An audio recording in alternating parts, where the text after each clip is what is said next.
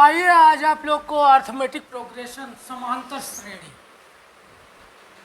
समांतर श्रेणी जो कक्षा 10 का एक चैप्टर है, इसमें से लगभग हमको लगता है कि 2 या 3 नंबर का परीक्षा में पूछा जाएगा।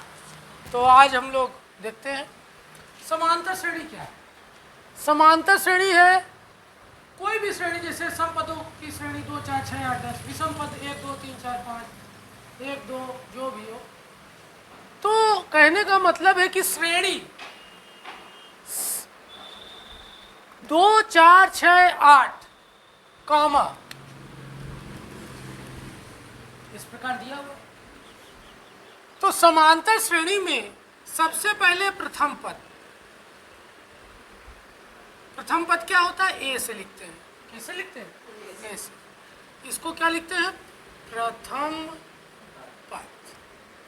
और एक होता है सार्वंतर, जिसको इंग्लिश में बोलते हैं कॉमन डिफरेंस। इसको डी से लिखते हैं। डी कैसे निकालते हैं समांतर श्रेणी में? डी दूसरे पद को पहले पद में से क्या करना? घटा दें। 4 - 2 कितना हो गया? पुनः अगर देख लें, डी तीसरे पद में से दूसरे पद को क्या कर दें? घटा दें।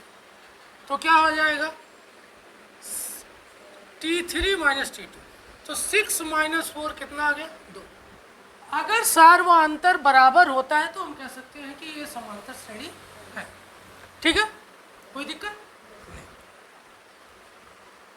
तो समांतर श्रेणी में दो चीज, एक तो प्रथम पद और दूसरा सार्वंतर।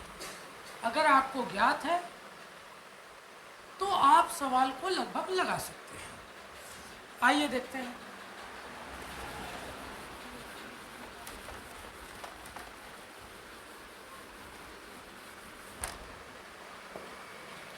समांतर श्रेणी का यनवा पद। समांतर श्रेणी का यनवा पद।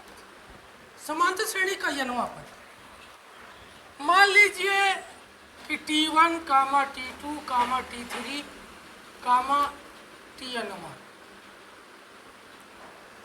ये पहला टर्म है, ये दूसरा टर्म है, ये तीसरा टर्म है, सो ऑन। क्या है? यनवा टर्म। यनवा टर्म का मतलब 8वां हो सकता है, 5वां हो सकता है, 9वां हो सकता है, कुछ भी हो सकता है। तो हम समांतर श्रेणी में किस तरीके से निकालेंगे? T1 मान लेते हैं। T1 क्या है? प्रथम पद ए। अगर इसका कॉमन डिफरेंस हम क्या मान लेते हैं? डी। तो T2 में T2 कैसे प्राप्त होगा? पहले पद में डी क्या कर दे? जोड़ दे, ए प्लस डी। ठीक है। तीसरा पद कैसे? ए प्लस T2 में क्या करते? T3 जोड़ दे, तो क्या हो जाएगा? ए प्लस 2डी। अगर T4 की बात करें तो ए प्लस 3D। अब देखिए कॉमन सेंस, यहाँ T1 है तो यहाँ ए है, यहाँ डी की वैल्यू क्या है? 0। 2 है तो 1D है, 3 है तो 2 है, 4 है तो 3 है, मतलब एक कम। तो अगर हमको यनवा निकालना होगा तो ये तो वैसे ही रहेगा, प्लस यहाँ यन में से क्या कर दे? घटा दे। ये आपका समांतर श्रेणी का यनवा पद ज्ञात करने का क्या होगा? व्यापक पद का सूत्र। इस फार्मूले से हम सवाल को आसानी से लगा सकते हैं। ठीक है। मान लीजिए कि आपको अंतिम पद दिया, क्या? इस श्रेणी का अंतिम पद यहाँ पे दिया।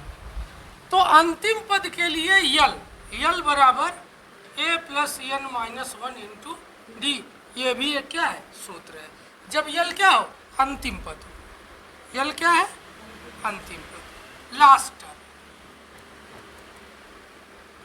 ठीक है।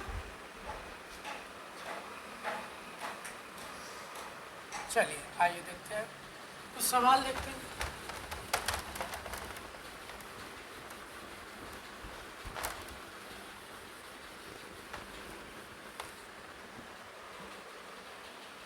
मान लीजिए कि कोई सवाल है 2 4 6 8 कामा इसका 10वां पद ज्ञात करना। चौथा पद 10वां पद ज्ञात करना। तो सबसे पहले क्या करेंगे, सबसे पहले आपको क्या निकालना होगा, प्रथम पद। प्रथम पद क्या है, 2, और उसके बाद आपको कॉमन डिफरेंस निकालना है, डी। डी क्या, 4 में से 2 क्या कर दिया, हटा दिया, तो क्या आपको मिल गया 2। और क्या निकालना है, 10वां पद, मतलब T10 चाहिए आपको। क्या चाहिए, T10। पदों n बराबर कितना दिया है, 10। ठीक, तो आपके पास फार्मूला है Tn बराबर a plus n minus 1 into D. तो Tn, तो T10, a कितना है 2, n कितना है 10, ठीक है, माइनस 1, और डी कितना है, डी कितना है 2। तो 2 प्लस 10 में से 1 गया 9 गुणे 2, तो 2 प्लस 9 दूना 18, 18 2 20। तो 10वां पद क्या आ गया आपका, क्लियर है, समझ गए।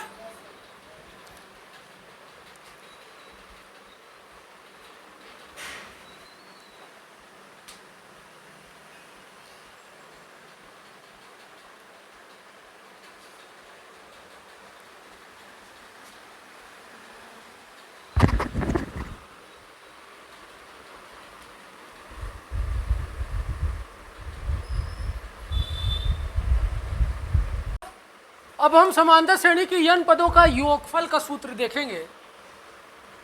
समांतर श्रेणी की n पदों का योगफल का सूत्र क्या है, यस n बराबर n/2 2a plus n minus 1 into D. n क्या है, पदों की संख्या, a क्या है प्रथम पद, d क्या है सर्वांतर, ठीक है। और यदि अंतिम पद दिया हो तो यस n बराबर क्या होता है, n/2 कोष्टक में a प्लस n। तो आइए इसमें से कुछ क्वेश्चन देखते हैं। जैसे क्वेश्चन अगर है 2 7 12 10, 2 7 12 का 10 पदों का योगफल, क्या 10 पदों का योगफल हमको चाहिए।